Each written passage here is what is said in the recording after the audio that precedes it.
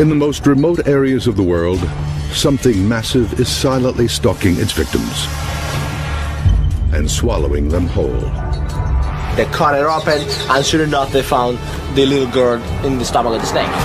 History supports the existence of snakes larger than anyone imagined. A 30-foot python probably has the ability to open its mouth 2 to 3 feet wide. This would lead you to believe that, yes, it could swallow an adult human being. Now, using the latest technology, science explores the wilderness. Oh, wow, there's a big guy right here, right ahead of us, right there. And uncovers evidence much closer to home. Hold on, there's one. An expedition searches for proof and uncovers some surprises. He's got me. Witnesses around the world report seeing monsters. Are they real or imaginary? Science searches for answers on Monster Quest. This is the Republic of Venezuela. The rugged grasslands here teem with monkeys, giant anteaters, and the world's largest rodents, called capybaras. Lurking beneath the surface of these rivers are ferocious predators, like crocodiles and piranhas. But the people here say something even bigger and more deadly is out there. Legendary, monster-sized anacondas. And they are becoming its prey. He's saying that they was 40 to 50 meters long. He had my whole hand in his mouth. The snake pulled me down to the ground, so I was just trying to get my hand back.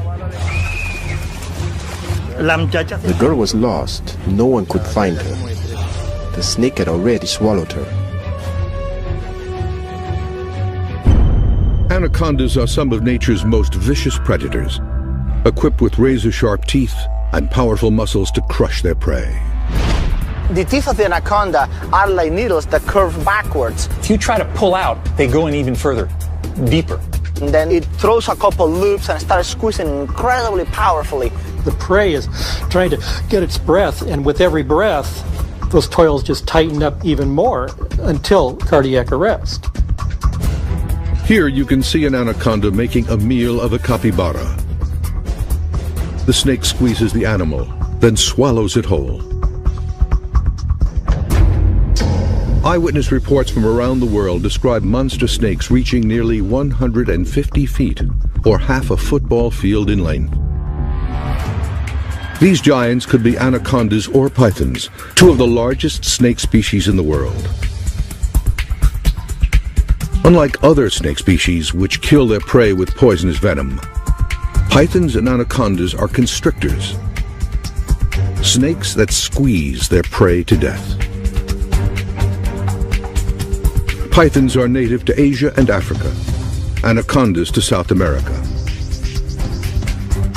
No one has ever produced hard evidence of a python or anaconda longer than 30 feet. Monster Quest is sending biologist Jesus Rivas deep into Venezuela to hunt for just such a giant, an anaconda bigger than any found before. He's flown from Caracas, the Venezuelan capital, to the town of Barinas. From here, it's a 3-hour drive into the Llanos. Los Llanos, in Spanish, means plains. It is a 200,000 square mile swath of wild savanna. The largest anacondas I found was about 17, 18 feet long. However, there have been a couple of stories people have told me that refer to a very large snake, probably much larger than anyone that I have caught. And I had no reason to disbelieve this story. The first stop on Rivas's expedition is here, the tiny town of Montecao. It's the final outpost before leaving civilization behind. He's looking for clues from the locals about what they've seen. And he's led to this man. He just told me a story, actually quite remarkable, something that happened to his cousin 35 years ago. The man claims that his 13-year-old cousin had gone down to the local river alone. an anaconda approached. In the water, the snake was all but invisible.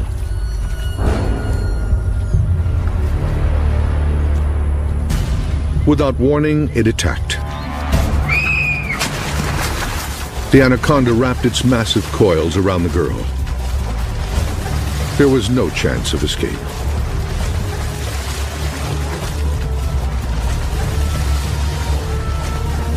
The snake squeezed the girl to death, then proceeded to swallow her whole. They found her, they killed it, they cut it open, and sure enough they found the little girl in the stomach of the snake.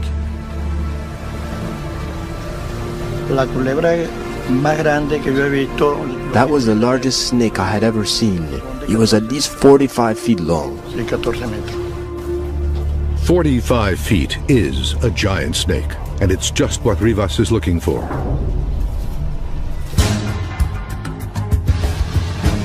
From this town, it's an hour's drive to this remote ranch called El Cedral.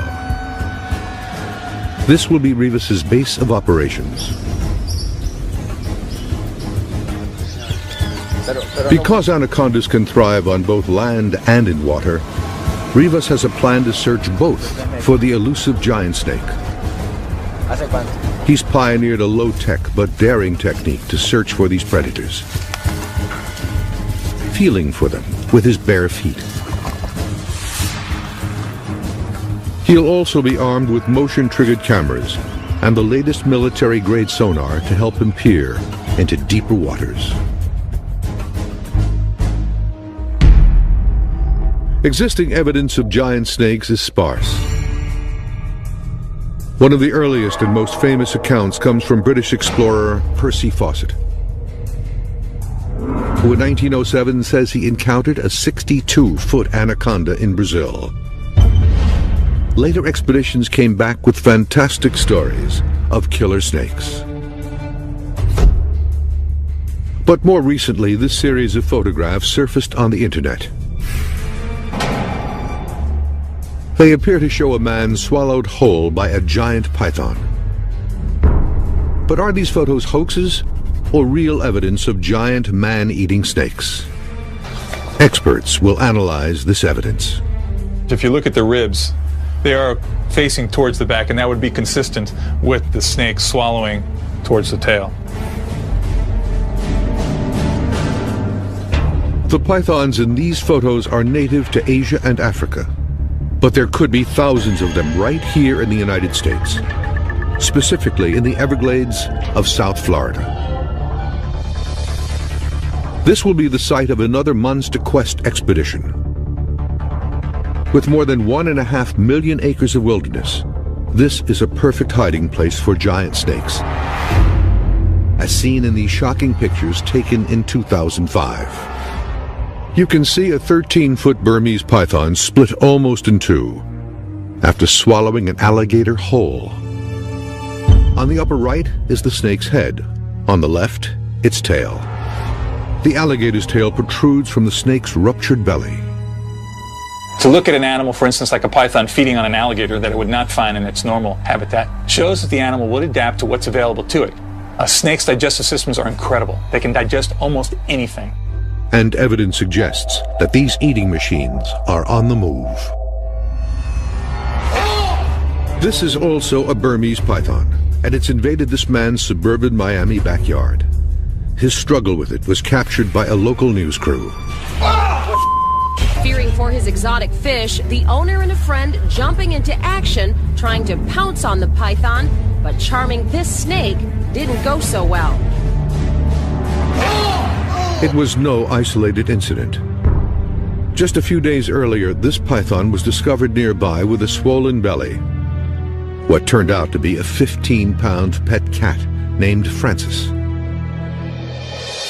These incidents are becoming so common that Miami-Dade County now has an emergency unit to respond to such calls. It's called the Anti-Venom Unit. This is a big problem here in South Florida. And these are big snakes that can hurt a young child as well as a teenage boy or even a full-grown adult. Handling these snakes is dangerous, even for professionals. How did pythons native to Southeast Asia end up in these Miami neighborhoods? For many years now, these snakes have been very popular pets. Ron McGill of the Miami Metro Zoo has been studying Florida wildlife for nearly 30 years. The unfortunate thing is they purchase these animals when they're hatchlings or newborns in pet shops, and they look very manageable. But when pythons get too big for their cages, owners release them into the Everglades. And in 1992, when Hurricane Andrew hit here, destroying homes and pet stores, hundreds of young pythons escaped into the wild. Nobody could have predicted what happened next. Because of our climate, it's so conducive to these animals when they are released or they escape that they thrive. Not only do they thrive, they reproduce. Just how many pythons are now living in the Everglades is unknown. But there's no question the number is growing. A large constrictor can have 50 to 60 live babies that are on their own.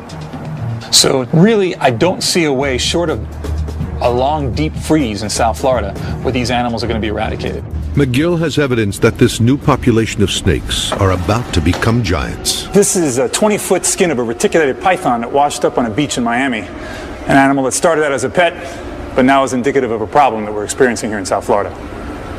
And the South Florida environment is extremely conducive to the growth of these snakes. It's a warm, humid environment, has an incredible prey base, whether it be raccoons, possums, waterfowl, and quite supportive for snakes reaching maximum size. The implications to people here in Florida could be lethal.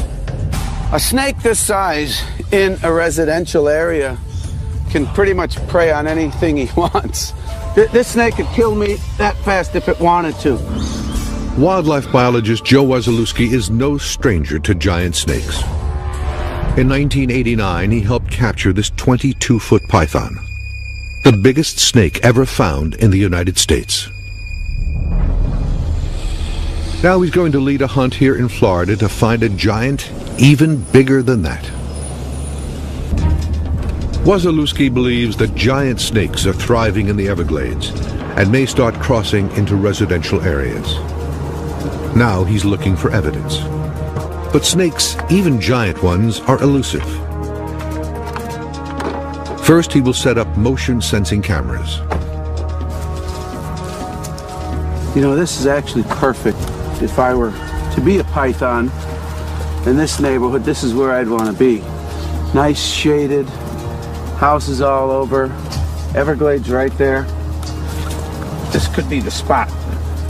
The place he's chosen is the border between the Everglades National Park and the densely populated suburbs south of Miami. They'll be going from point A to point B. And if there's any movement in front of this camera, it will catch it. Now he'll drive along this boundary in search of evidence that full-grown pythons, upwards of 20 feet, are in fact leaving the Everglades and invading these neighborhoods. If the pythons are in the Everglades, it's just a matter of crossing a road to get into these urban areas. Will Wasilewski find the giant snake he's looking for? Yeah, wait, hold on, there's one.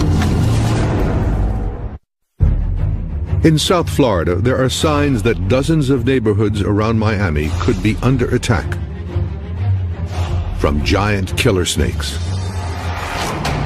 Experts point to these photos as evidence. They were taken by a wildlife researcher in the Everglades in 2005. They show a 13-foot Burmese python which appears to have burst open after swallowing a 6-foot alligator whole. Snakes' digestive systems are incredible. They can digest almost anything. People were speculating, well, that the python just exploded because the alligator was too big. That's really not the case at all. What most likely happened is that this alligator was swallowed. Either a claw or a tooth or something caused some type of perforation in the python's gut, caused an infection which led to the death of the snake. If pythons are growing large enough to swallow alligators whole, then they could be a threat to people living nearby.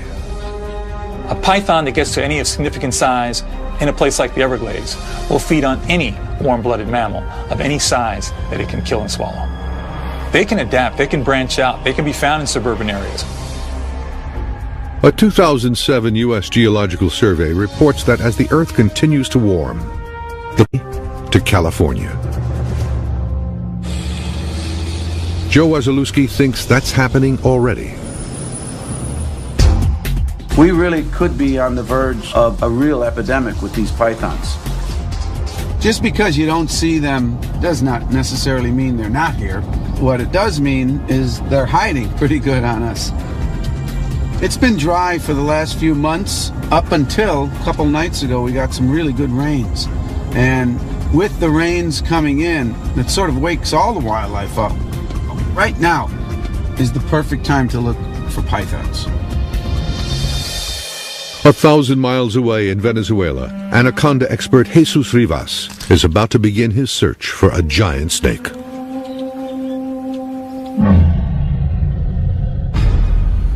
This region of South America is a hotbed for giant snake sightings. From neighboring Brazil came one of history's most widely cited encounters. It came from this man, Colonel Percy Fawcett. On January 7, 1907, Fawcett was on assignment with Britain's Royal Geographical Society. He described the encounter in his journal. We were drifting easily along in the sluggish current when there appeared a triangular head and several feet of undulating body. It was a giant anaconda. I sprang for my rifle and, hardly waiting to aim, smashed a .44 soft-nosed bullet into its spine. We stepped ashore and approached the reptile with caution.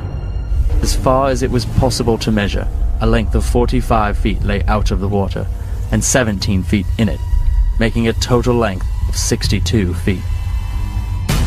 This drawing and Fawcett's account are the only existing evidence of this giant snake.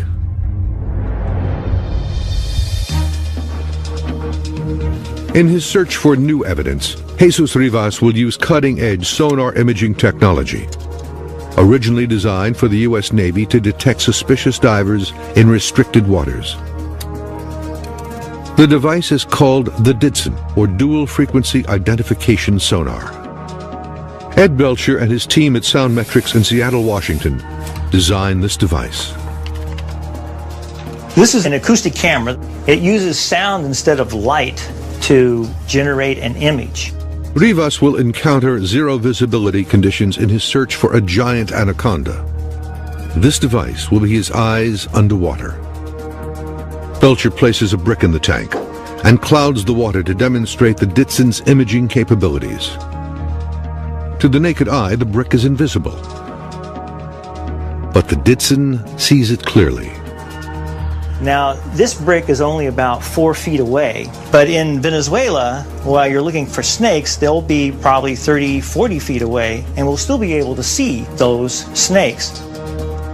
Once Rivas finds a snake, he'll be able to measure it to see if he's found an actual giant.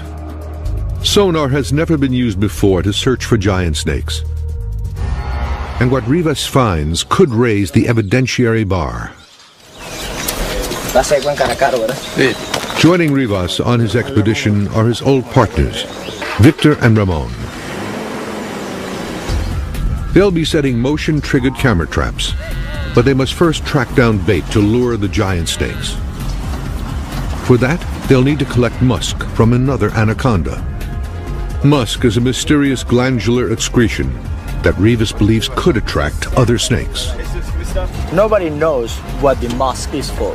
It could be for defense because it's very stinky, but also it could have a social function, attraction.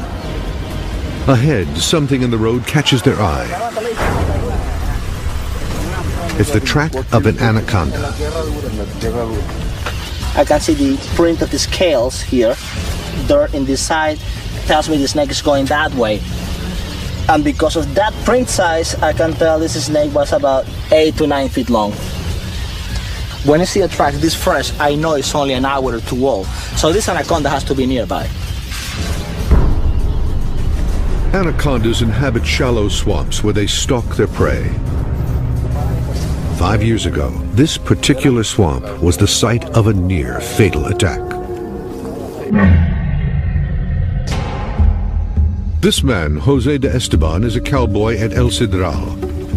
the same ranch where Rivas is based. He is one of the few locals to tangle with an anaconda and live to tell about it. De Esteban had heard a report of a large anaconda by the roadside and went to investigate. I was out there looking for one, and I saw it on the ground. And without even thinking, I bent out to see it closer, and before I knew it, it got me. De Esteban struggled to keep the anaconda's coils from wrapping around his body. After nearly 5 minutes, he finally wrestled himself free.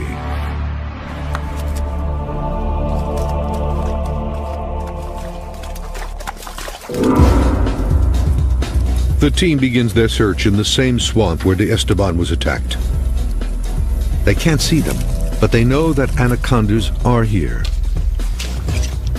In their hunt, they use only poles and their bare feet. Rivas's unorthodox methods have earned him the nickname the Barefoot Biologist. As he searches, his only safety net is his instinct and experience. This water is not very deep. If I catch an anaconda in a water that is too deep, she might have the upper hand. I don't want that.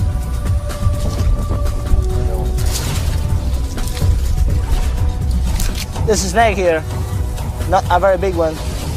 There's another one right here. Rabong! Victor! These anacondas are too small for musk extraction.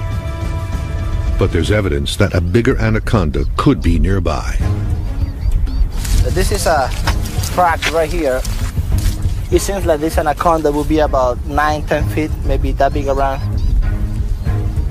Despite the fresh trail, Rivas cannot find the snake. The team is losing daylight. The pressure is on. Rivas discovers something, but it's not an anaconda. Not a snake. Nobody went to find. It's a small but very unhappy crocodile. The day seems all but over. But then, a discovery.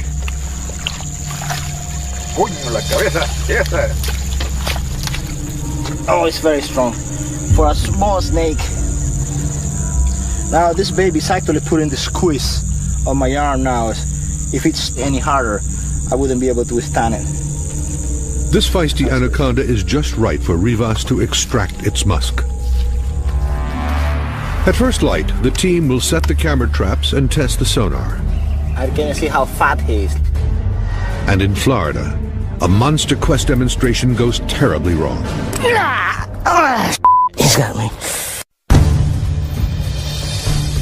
Snakes have been the object of fascination and worship throughout history.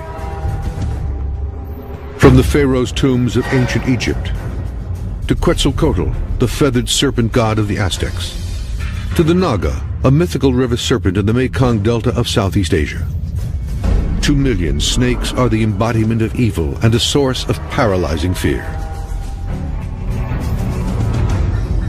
That fear is very real in Venezuela and in Florida, where there could be evidence of giant pythons and anacondas.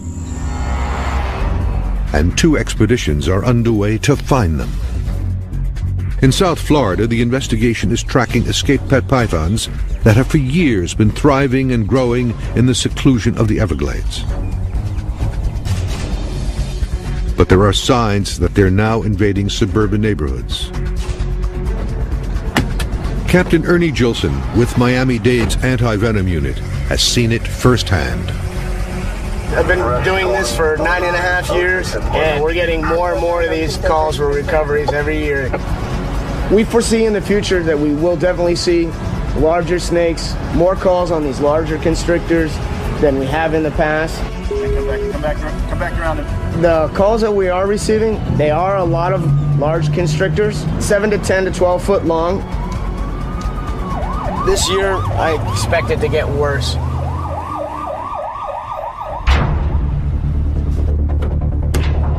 Captain Gilson and his partner, Captain Chuck Seifert, agreed to demonstrate for months to Quest how they capture these deadly predators.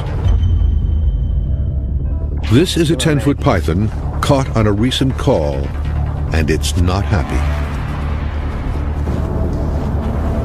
They try to subdue it by covering its head with this bag. But this python is intent on escape. They need to act fast. He's pissed at me. And as a last resort, Gilson abandons his tools for his bare hands. Maybe I can get him to chill. He needs to sneak up behind the snake, then grab it right below its head to stay clear of its jaws. I'm gonna walk around this way, since he's fixated there. Come from behind him and grab him.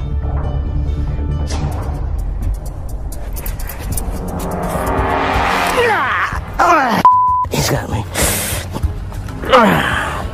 The snake bites Gilson, clamping down on his wrist. He has no way to break free. He's got a good hold on me. Can you push it in a little bit? Nope. He's got the vein, dude. The snake is coiling around their bodies. Seifert has to use brute force to pry the jaws open, tearing the skin from Gilson's wrist. Yep. He got me good, dude. Go get it, Ace. Yep. Yeah, it hurts like heck right now. They got real sharp teeth. As I approached him, my mistake was I didn't grab him close enough to his head. When I did grab, I slid back, and he was able to circle around and came back on me and bit me in the arm. As you can see, they got a full mouth of teeth. He got me with his inner and his outer teeth. As Gilson discovered, a constrictor's jaws are one of nature's deadliest contraptions. Both pythons and anacondas have 6 rows of razor-sharp teeth that curve backwards like 100 individual fishhooks. The more the prey struggles, the deeper the teeth sink into its flesh. This snake was 10 feet long, hardly a giant. But if it was a giant, could it have killed and swallowed Gilson whole? Monster Quest has compiled this photographic evidence from the internet that suggests it could be possible. No one has come forward to say where and when these pictures were taken, but many are convinced that they are evidence of giant man-eating snakes. Now Bob Henderson and Ron McGill analyze this evidence. In looking at this image, if you look at the ribs, they are facing towards the back, and that would be consistent with the snake swallowing from the head being this way towards the tail.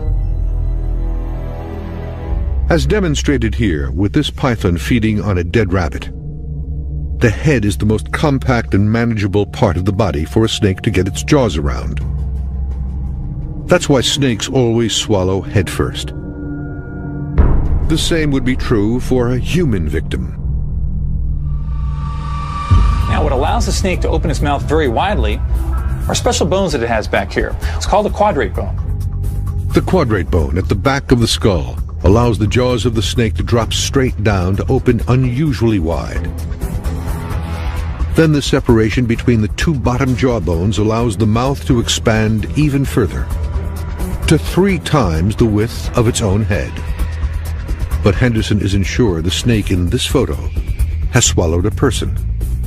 Just based on the size of the person and the fact that it doesn't seem to have any particular bruising or anything like that, everything looks just very, very much intact for it to have been the victim of a snake attack and to have been ingested by a large snake. A snake swallowing its prey is a slow but violent process. A snake has no limbs to push food into its mouth. Instead, it has rows of curved teeth that move independently, pulling the prey little by little into its stomach. The condition of this body appears inconsistent with that of a snake's victim. While we can't definitively say that it's a forgery, it does give us pause. This photograph, however, seems to tell a different story. Now, this photograph here is more indicative of what I think could easily happen. If this is the shoulder here and the arm here, this would have to be the head. This photo was taken in 1995 by a policeman in Malaysia. He claims it shows a man lying face down with his head in its mouth.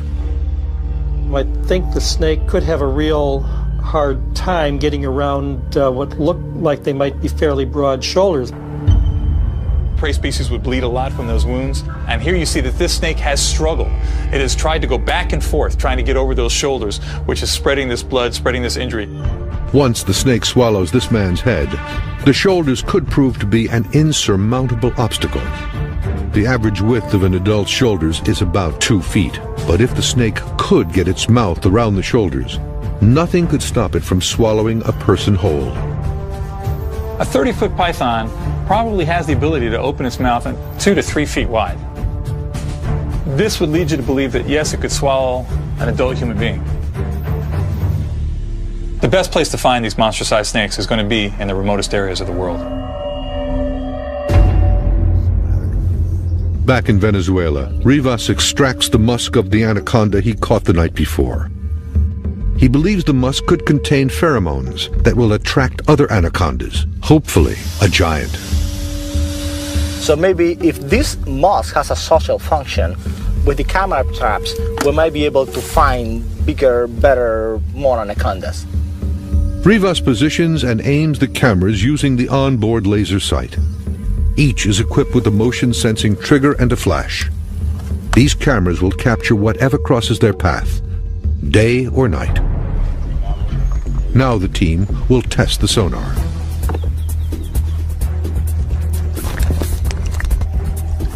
Cool. I can see him. I can see his arms, his feet. I can see how fat he is. Let me measure how fat he is. Almost half a meter. To lose some weight, buddy. After the tests, Rivas heads into the field. Okay. This will be the first time such technology has ever been used to hunt for anacondas, and it could lead these researchers to the discovery of a lifetime. The biggest snake Rivas has found here was 17 feet. Could an even bigger anaconda, a giant, be lurking beneath these waters? Ooh, there's something there right in front of us. That looks like a snake. Look, look. Aguántalo, aguántalo. It really looks like a snake down here.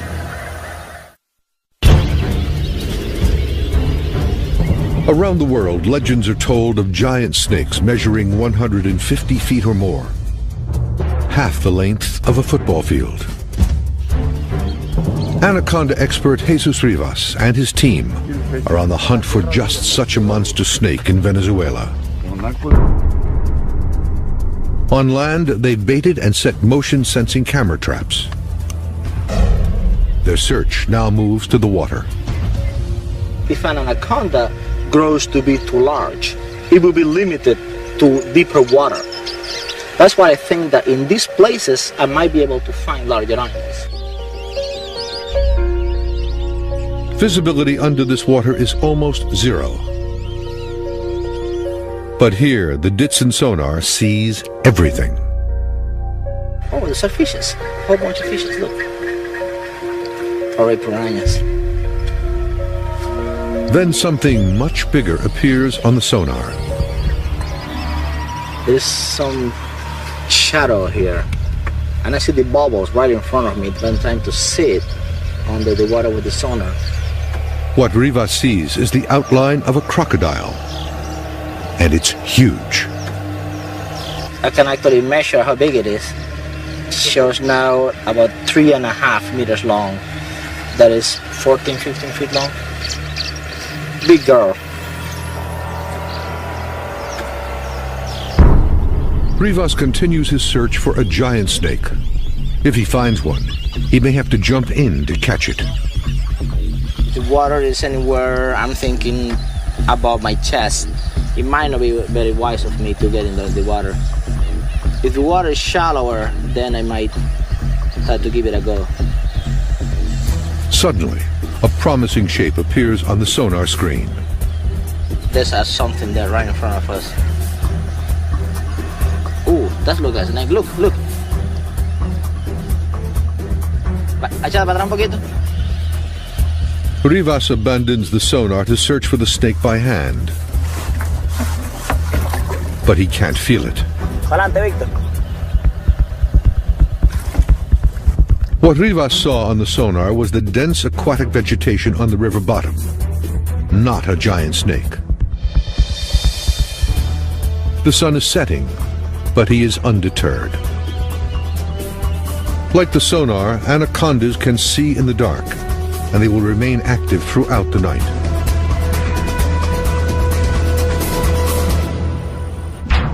Back in South Florida, where the search for a giant snake continues, the day is also coming to an end. But that could be good news for biologist Joe Wasilewski.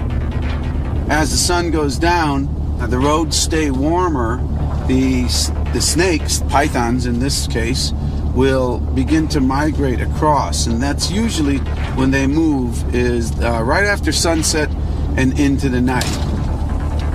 His search begins to look even more promising. This really is a good road. It's sort of secluded. There's a little bit of an orchard here. There's some nurseries, there's homes, and this is really perfect to find a python. His intuition is right. There you go. I think I see something. Yeah, wait. Hold on. There's one.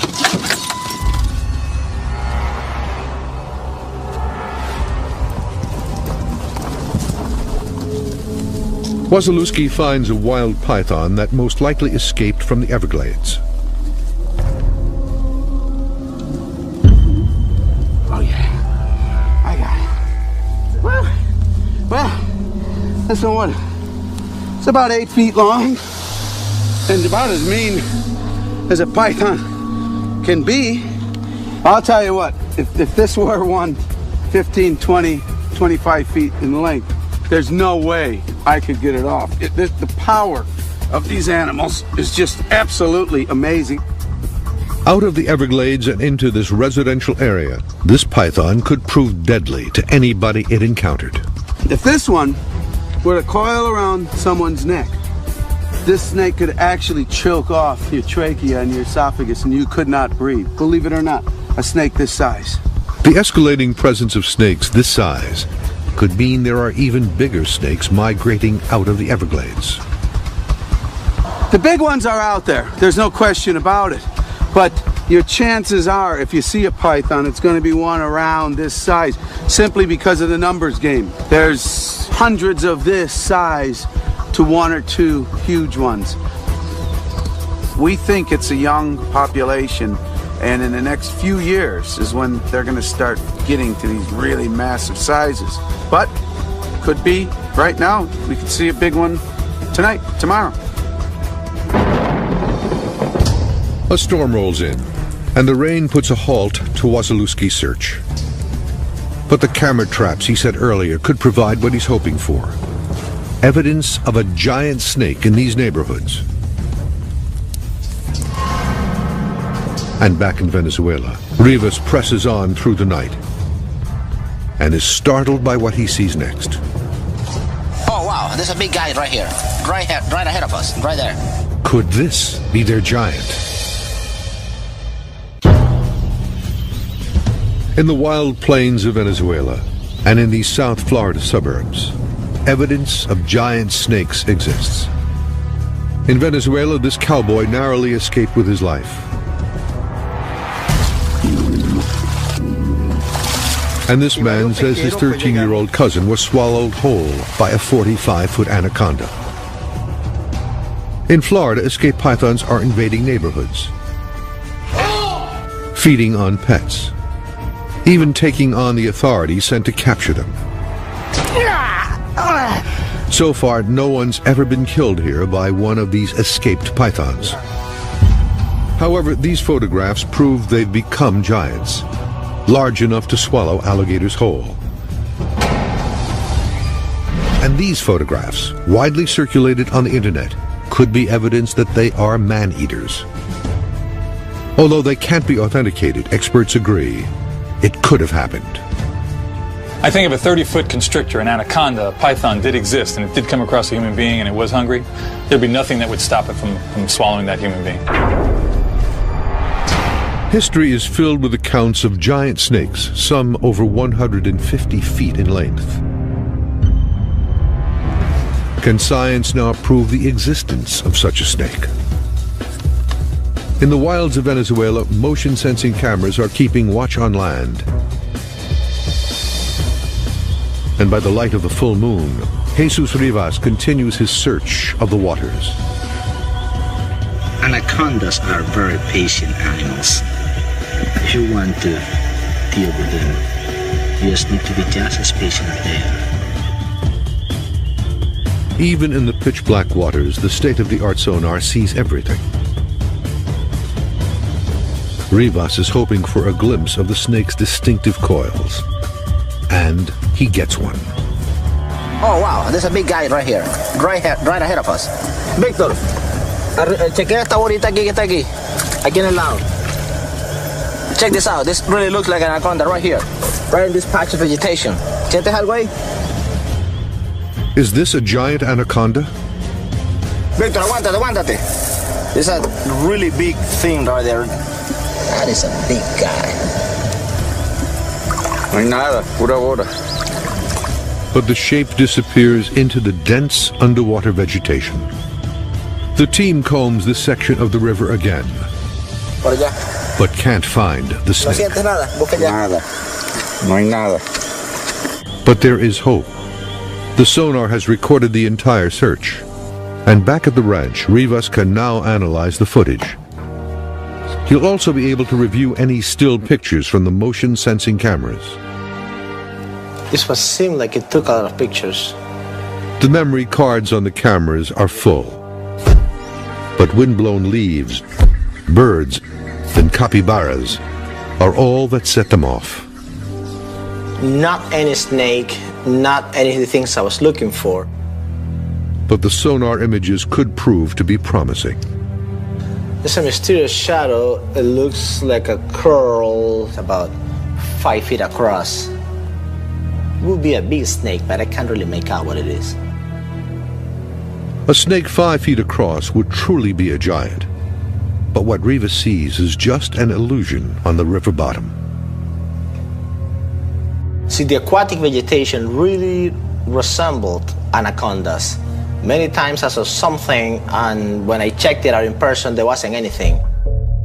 Rivas remains convinced the eyewitness reports here are true, and he'll be back to search again.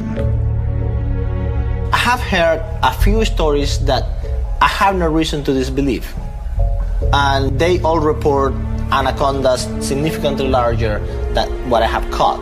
So whether they can grow larger, yes, I believe it's possible. I'd love to see it. Back in Florida, Joe Wasilewski captured this 8-foot-long python in a residential neighborhood.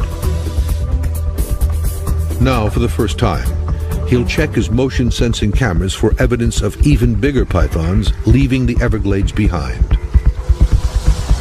Okay, let's see what we got here. Oh, there's the dog.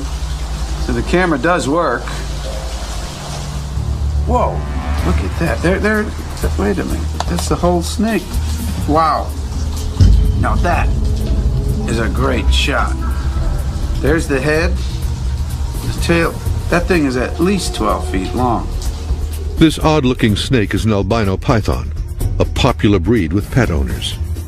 It's not a giant, but what Wasilewski has found is new evidence that wild pythons are crossing into suburban neighborhoods.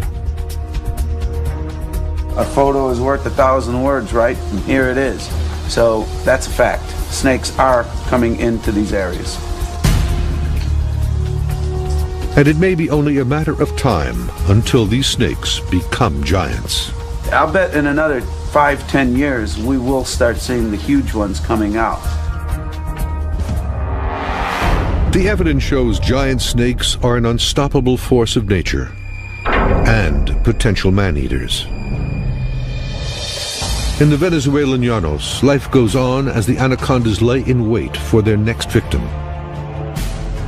And here in the U.S., the population of escaped pythons continues to grow and spread to new areas every day.